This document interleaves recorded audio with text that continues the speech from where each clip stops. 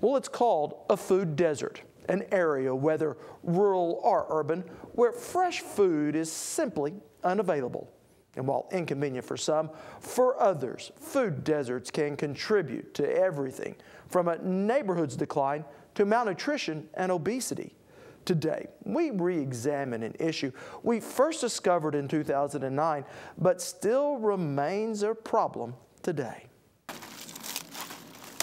It's the end of the growing season in this neighborhood garden. It tastes real good, especially when they're fresh picked radishes. They're real hot.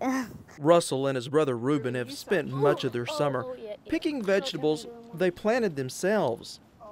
Instead of going to the store and buying the groceries, you can come out here and get it freshly picked. Made possible by a program called Food for Life. So we're doing this all over Tulsa area. It's behind schools, it's behind churches, it's in communities, neighborhoods. Right here. Stephen Eberle is the project coordinator. In case if the blossom doesn't drop off, then it gets Food for Life, it's a program that Indian Healthcare applied for through a grant, 3 grants actually. It's called Food for Life. We're using USDA money, CDC money, and tobacco settlement money combined together for a 3-year program, which we're ending food deserts in many neighborhoods and also providing food security for many individuals. Those are good. By helping families grow for their own table. Yolanda van Pragg is Russel and Reuben's mother. It's less expensive, and fresh fruits, vegetables are always better for you. And for many low-income neighborhoods, hard to find. These gardens are located in a food desert, an area that lacks convenient access to nutritious food. Food desert is a neighborhood where there's literally no place to find real food or whole food. That there are only convenience stores and fast food chains. That there is no place to buy a loaf of bread, milk, cheese, meats, dairy, and fresh vegetables. They literally don't exist. Now, for many neighborhoods here in Tulsa, finding a local grocery store can be about a 10-mile trip. Not a huge problem if you're driving in a car, but if you're dependent upon public transportation or on foot, it makes finding fresh food virtually impossible. Here in West Tulsa, where windows are replaced with wood and grocery stores are all but non-existent, the blue Jackalope serves as sort of a food oasis in what was a food desert. I started observing people in the neighborhood who didn't have access to a supermarket. We lost 2 major-sized supermarkets within a 10-minute walk from here over the course of a couple of years. So Scott sparked his entrepreneurial spirit and started the Blue Jackalope, a neighborhood market that's an oasis of fresh food and warm fellowship. When I found out that a lot of my neighbors on food stamps existed off of going to convenience stores for their food source, it really kind of hit home. Scott's managed to turn his store into a one-stop shop for this community. In addition to providing an array of essential groceries and local produce, it's also a deli, a coffee bar, and perhaps best of all, a central hub of social activity. They'll sit down at the table, it's a communal table, and they'll start conversations with people, and then they will do informal networking, and that has gotten people who are underemployed or unemployed in the neighborhood day labor jobs. More than anything, it's just become a place where neighbors are meeting neighbors, whether within our community or across the broader scope of the city that we live in.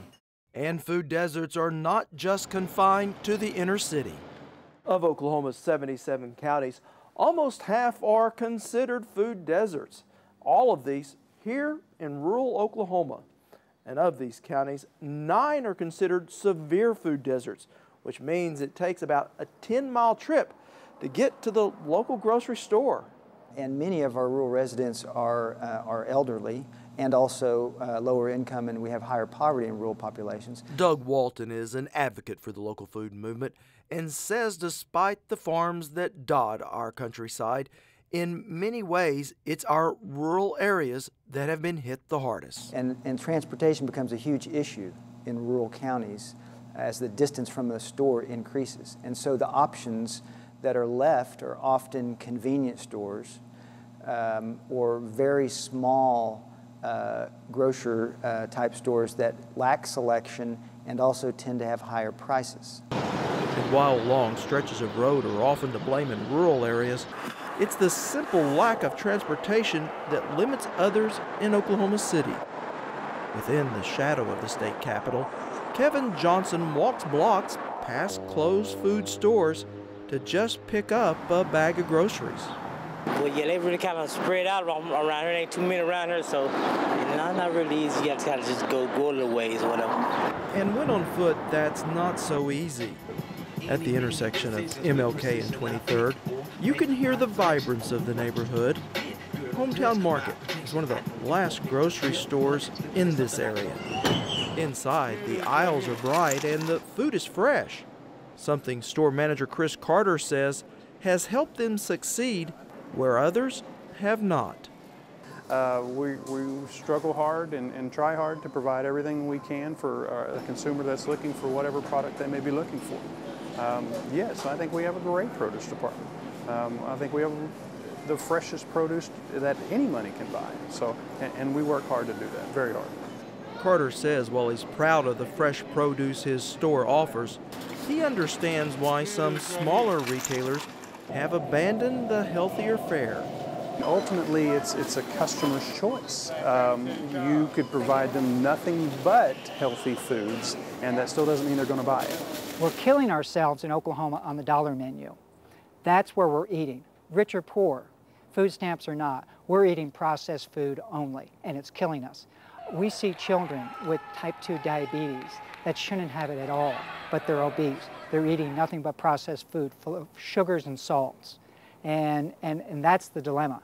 A dilemma that Eberle and others believe can be solved by one healthy corner store at a time. Now, since we finished that story, the Oklahoma legislature passed legislation to allow for low-interest loans to entrepreneurs who want to open healthy neighborhood groceries in areas without a corner store.